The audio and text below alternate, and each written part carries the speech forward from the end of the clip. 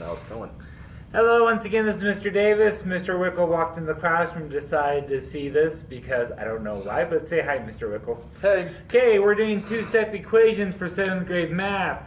Okay, so last video was about one-step equations. Two-step equations are very similar, but instead of being one step, there are now two steps. So equations such as this, 3x plus 7 equals 22. Alright, so the same principles still apply as one-step equations, but now in order to solve a two-step equation, you need to do the opposite operations twice. Now, if we had stuck with x to begin with, we had done 3 times x plus 7 to get 22. As I already told you, our goal is to go backwards the entire time. So plus 7 would have happened last, so we're going to do the opposite of plus 7, the inverse operation, which is minus 7.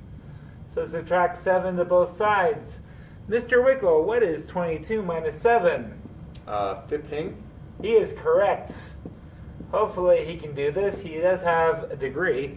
Now the 7s will cancel. We're left with 3 times x equals 15. This becomes a problem just like the ones we've been doing.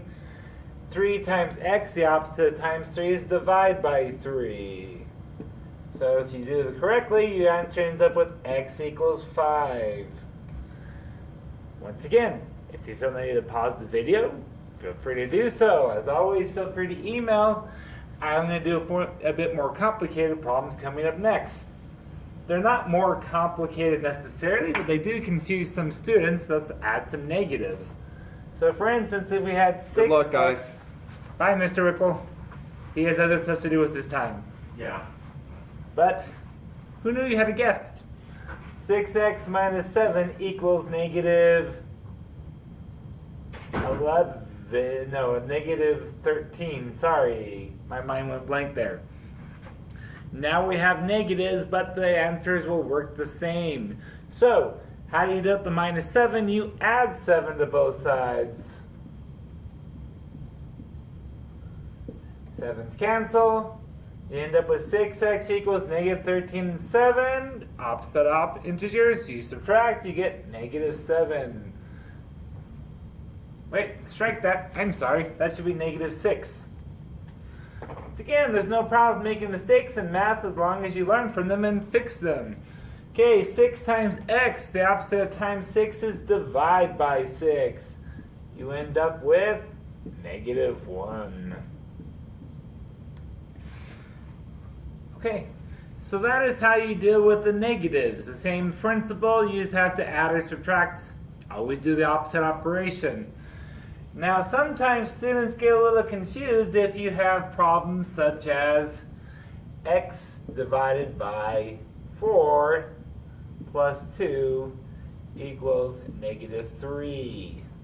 Okay, to solve this kind of problem, once again, think of if you had an x value. You take your x value, divide by 4, add 2, you get negative 3.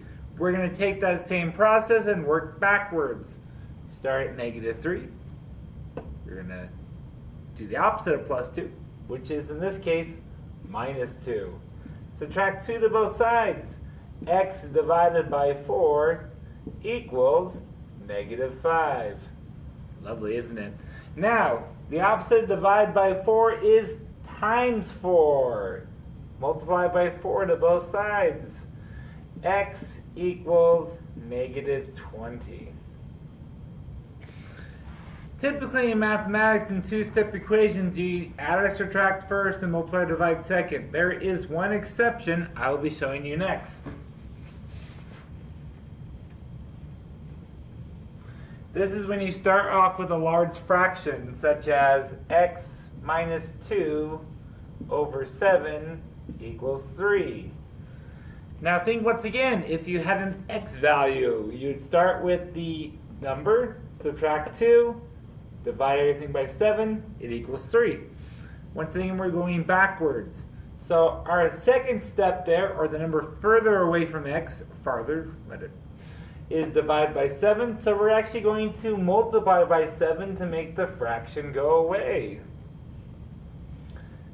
Go away, fraction. We don't like you anymore. x minus 2 equals 21. Okay, now to solve for this. X minus 2 equals 21. Add 2 to both sides. X equals 23. That is how you solve a two-step equation. Thank you once again, and if you have any questions, feel free to email me or your teachers. Yeah, I'll know the method.